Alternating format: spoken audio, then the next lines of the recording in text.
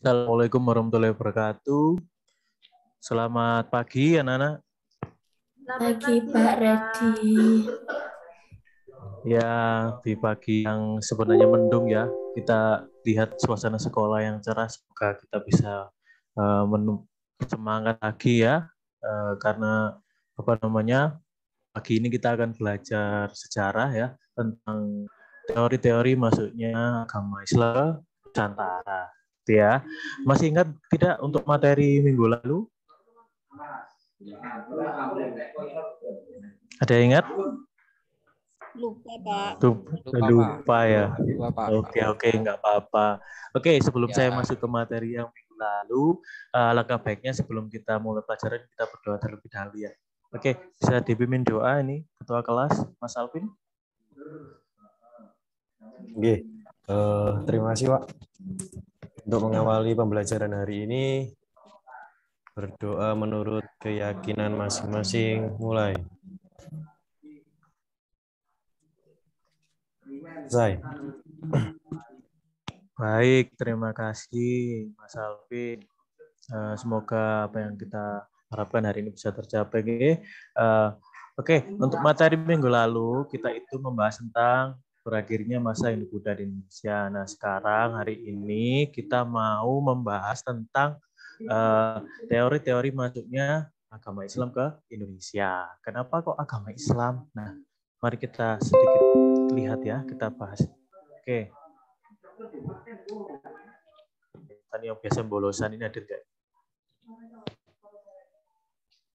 Halo, Intan, ada? Oh, ada di pojok itu ya. Oke, Bisrul hadir. Hadir, Pak. Terus Puasa hadir ya. Hadir. Hadir, oke, lengkap ya. Untuk kelas ini lengkap, alhamdulillah hari ini. Ya, yang ke kamar mandi boleh disilakan. Gak apa-apa daripada sakit perut nanti ya. Oke. Untuk hari ini kita bahas teori masuknya Islam ke Nusantara. Nah, sebelum masuk ke sana kita lihat bersama-sama. Ini ada persentase pemeluk agama Islam di Indonesia.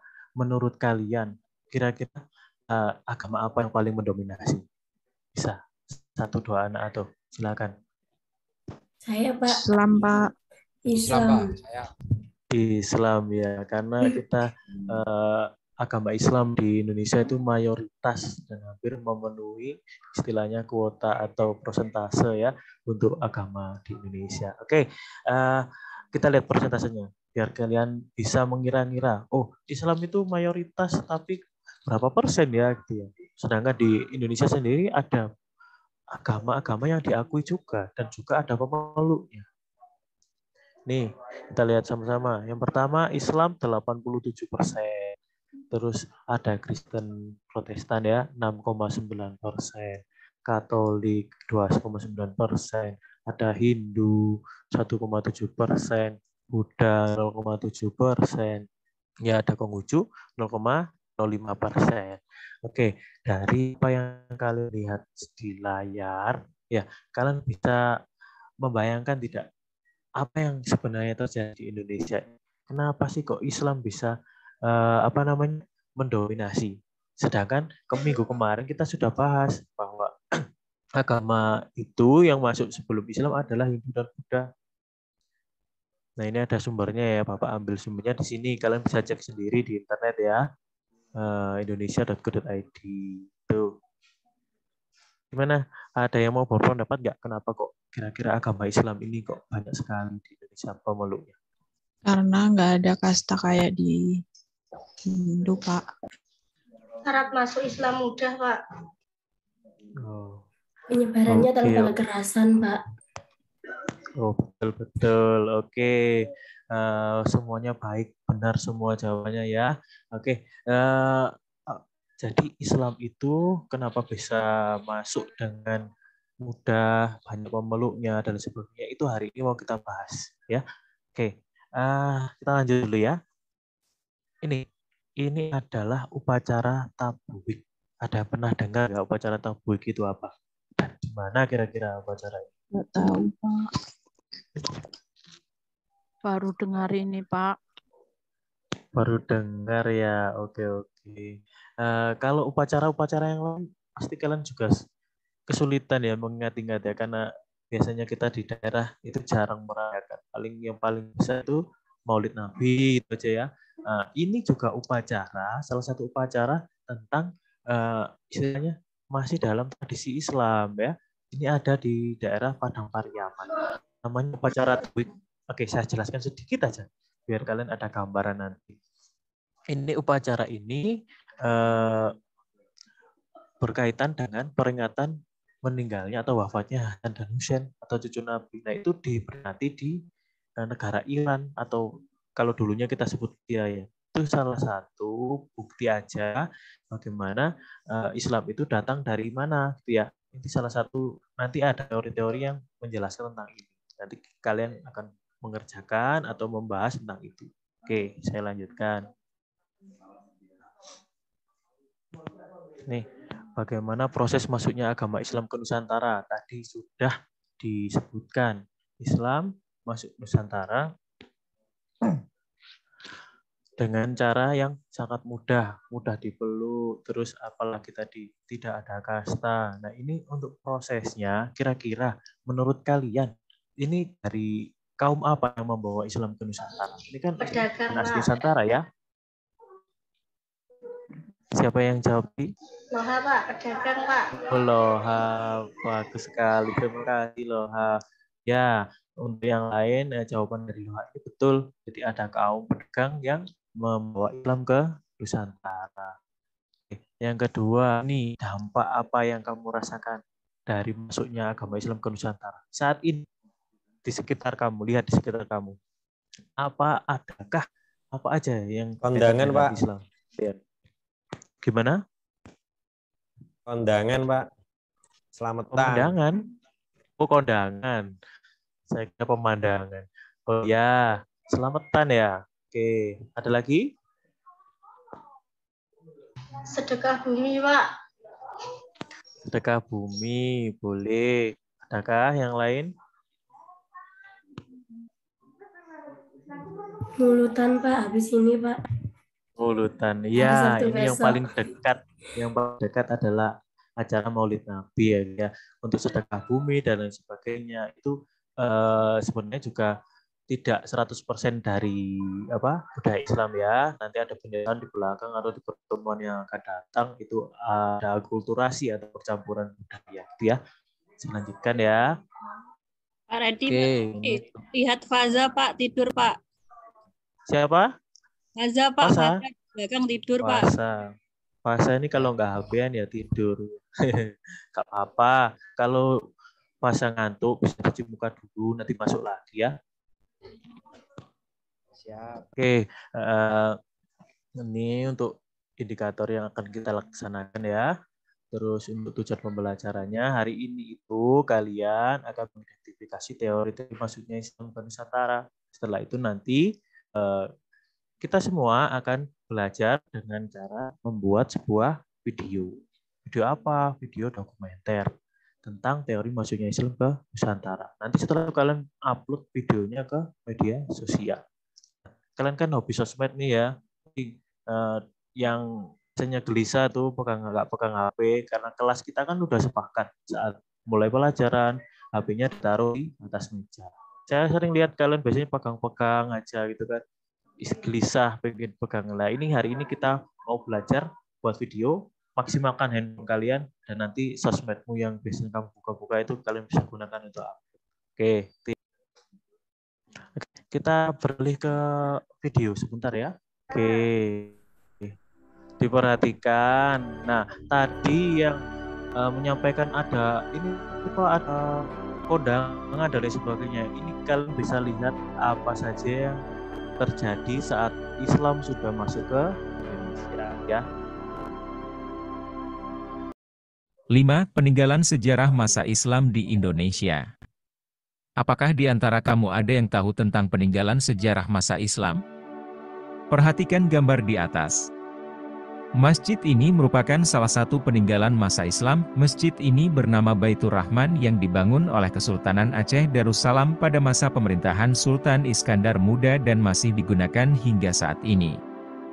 Selain Masjid Baitur Rahman, masih banyak peninggalan yang lain. Berikut ini, peninggalan-peninggalan sejarah masa Islam di Indonesia. Masjid. Masjid merupakan tempat ibadah orang-orang Islam. Masjid yang merupakan peninggalan masa Islam di Indonesia contohnya adalah Masjid Demak, Masjid Ampel Surabaya, dan Masjid Banten.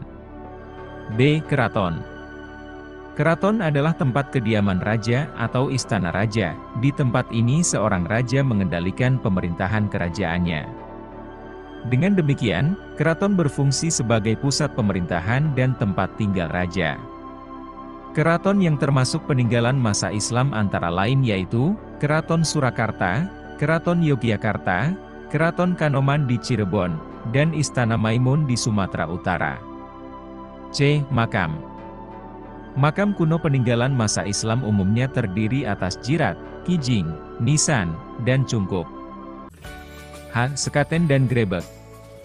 Sekaten merupakan upacara peringatan kelahiran Nabi Muhammad SAW yang diadakan setiap bulan Rabiul Awal tahun Hijriah di alun-alun Surakarta dan Yogyakarta. Upacara ini dahulu digunakan oleh Sultan Hamengkubuwono I, pendiri Keraton Yogyakarta untuk mengundang masyarakat mengikuti dan memeluk agama Islam. Pada perayaan Sekaten, dua gamelan, yaitu gamelan Kiai Nagawilaga dan gamelan Kiai Guntur Madu akan dimainkan secara bersamaan selama 7 hari berturut-turut. Puncak perayaan Sekaten ditandai dengan grebek mauludan dengan mengarak sebuah gunungan yang terbuat dari beras ketan, makanan, buah. Oke, dari video yang sudah dilihat bersama-sama tadi barusan, sudah ada bayangan ya. Jadi apa sih dampaknya masuknya agama Islam ke Indonesia atau ke Nusantara ini? Itu tidak hanya yang disebutkan tadi, banyak sekali kan ya. Mari kalian lihat di sekeliling kalian, kanan, kiri, di sekitar rumah, di mana, apa saja yang hal-hal yang berbau Islam. Saya lanjutkan ya. Nah, sekarang kita bagi kelompok dulu.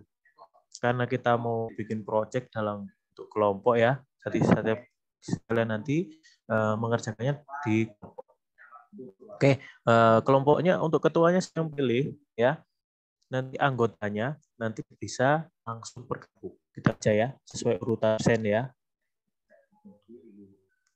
Yang pertama kelompok 1 ketuanya Fasa, kelompok 2 ketuanya Alvin, kelompok 3 ketuanya Dah, kelompok 4 ketuanya Intan ya, Intan ada ya, tadi masuk. Kelompok 5 ketuanya Rakil, kelompok 6 ketuanya Loha.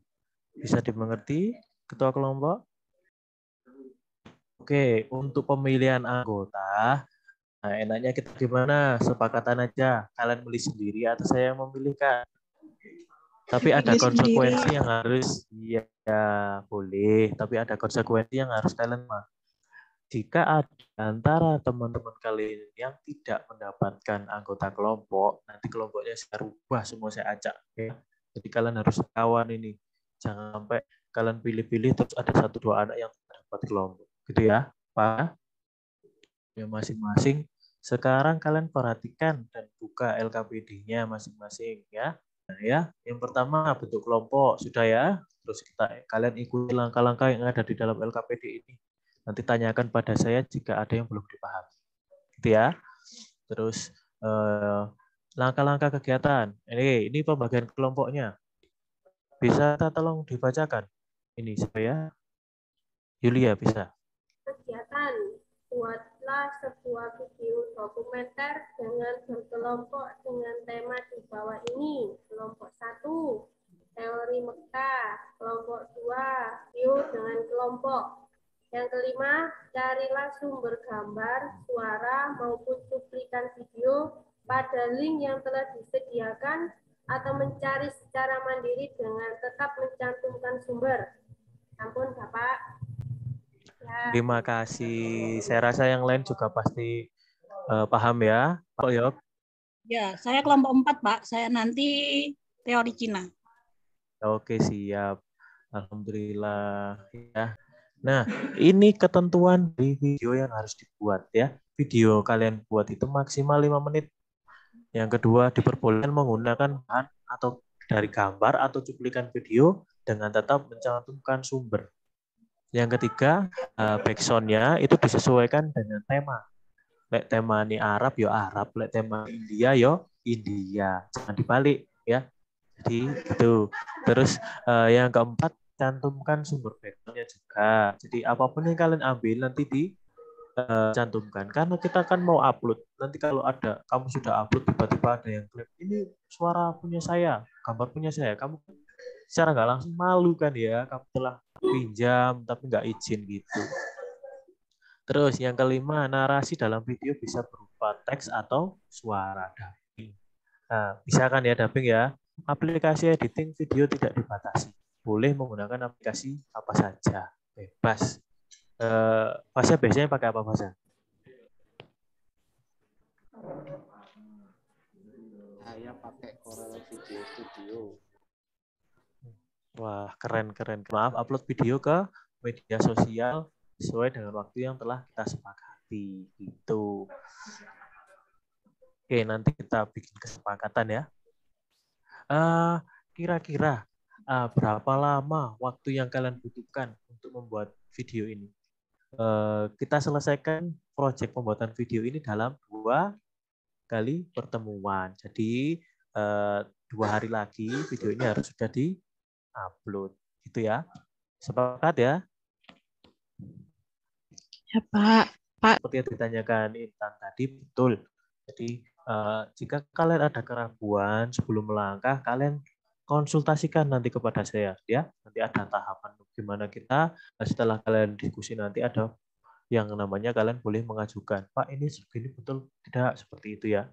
Oke, yang pertama kesesuaian isi ya. Untuk isi dari video yang kalian buat, kalian bisa menyesuaikan dengan teori atau tema yang sudah dibagi tadi. Oke, kesesuaian ya. Yang kedua kesesuaian backsound.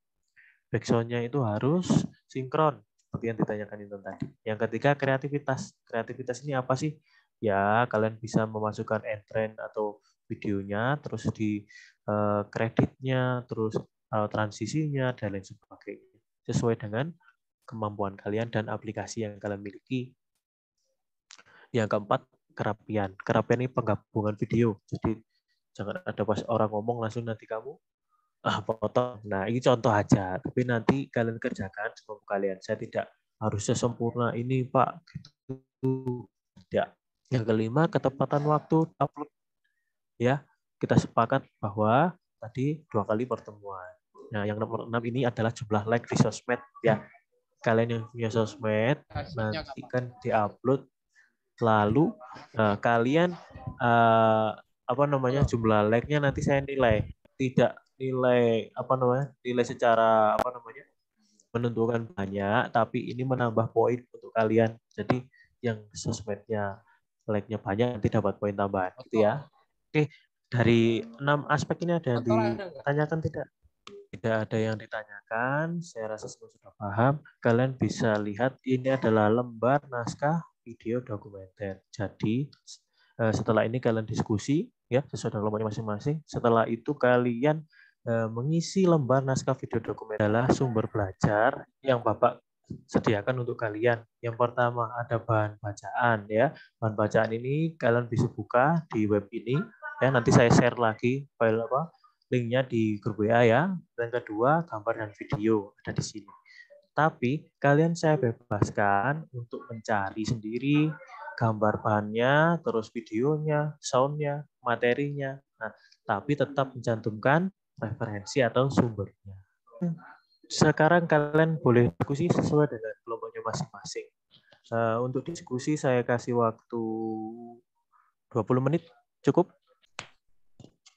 Cukup, Pak. Oke. Nanti bisa ditanyakan ke saya bagaimana proses direncanakan dulu ya. Setelah direncanakan, ditulis di lembar tadi, terus dikonsultasikan.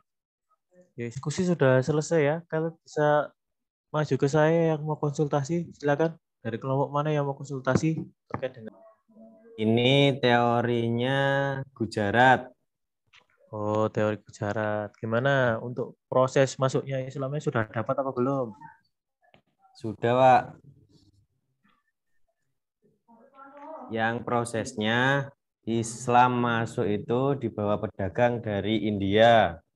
Anak-anak, hari ini kita di pertemuan kedua ini ternyata kalian sudah tepat waktu semua dalam upload videonya. Yang pertama itu kelompok 2 ya, teori Gujarat ya, dari Mas ya, dan Atika dan Nana. Nah, ini hasil karetnya Alvin, Atika sama Nana ya. Islam masuk ke Indonesia dari Kita Gujarat. review sama-sama. Kalau kamu tahu Gujarat itu berada di India. Dan sumber, gambar, baik informasi gambar, informasi video, dan juga backsound-nya. Nah, ini sudah memenuhi aspek yang kita sepakati. Oke, nah silakan ada yang berkomentar terkait dengan videonya dari kelompoknya Intan mungkin ya. Gimana? Kita diskusi terus sudah melakukan project ya, membuat sebuah video. Kira-kira bagaimana? Adakah kesulitan yang dialami? Kan videonya sudah jadi, kita sudah lihat semua, kita sudah tampilkan semua, sudah berkomentar, sudah diupload ke media sosial, bahkan saya sudah memberikan penilaian, teman-teman sudah berkomentar, juga gimana? Nah, kira-kira kalian antusias tidak dengan kegiatan yang kita lakukan hari ini dan minggu kemarin? Lebih menyenangkan mana? Kalian mendengarkan Bapak menjelaskan saja atau kita melakukan sesuatu? Lakukan sesuatu. Teori-teori masuknya agama Islam ke Nusantara, kira-kira bagaimana? Masuknya Islam ini bagaimana menurut kalian? Yang pertama tadi kan kita sudah membahas Islam masuk dengan mudah. Terus menurut dari penampilan beberapa teori yang sudah ditampilkan dari beberapa kelompok, yang paling masuk akal dan mendekati menurut kalian teori yang mana? Ada yang bisa mengungkapkan pendapatnya? Gak apa-apa, nggak ada yang salah mengungkapkan pendapat. Semuanya benar, Pak. Oke, semuanya benar. Terima kasih. Jadi, mari kita simpulkan bareng-bareng ya bersama-sama. Dari kalau kita membahas sebuah teori itu pasti ada kekurangan, kelemahan. Tapi karena teori itu banyak, jadi kita bisa simpulkan bahwa semua teori itu benar. Namun, intinya bagaimana kita untuk menerima sebuah teori tersebut. Intinya Islam sudah masuk ke Indonesia dengan berbagai teori, bahkan teori itu ada buktinya kan ya. Jadi semua teori itu benar. Kelemahan dan kekurangan hanya untuk menguatkan teori yang lain seperti itu. Dan kita rasakan semuanya dari dampak dari masuknya Islam ke Nusantara. Mulai dari dari pemerintahan yang dulunya kerajaan jadi kesultanan, terus kebudayaan, bahkan banyak aspek. Ada yang kemarin bahkan besok mau Maulid Nabi itu kan ya, seperti itu. Jadi itu untuk pelajaran kita 2 pertemuan ini ya. Semoga kita menambah wawasan untuk kalian semua, baik dari segi keterampilan membuat produk maupun dengan materi yang akan kita bahas, yang sudah kita bahas gitu ya. Itu saja anak-anak untuk materi minggu depan. Nanti kita membahas tentang kerajaan Islam yang ada di Nusantara. Jangan lupa nanti Bapak share untuk materi-materinya, dibaca di rumah. Minggu depan kita bertemu, kita membahas materi tersebut. Mungkin minggu depan proyeknya kita ganti aja infografis gitu ya. Kalau video kalian butuh waktu 2 kali pertemuan, mungkin infografis 1 kali pertemuan sudah selesai. Itu aja dari Bapak untuk pertemuan kali ini. Semoga apa yang kita lakukan menjadi catatan baik dan mendapat ilmu yang bermanfaat. Amin. Alamin. Terima kasih. Akhir kata, wassalamualaikum warahmatullahi wabarakatuh. Sampai jumpa. Waalaikumsalam. Waalaikumsalam. Terima kasih Pak Redi.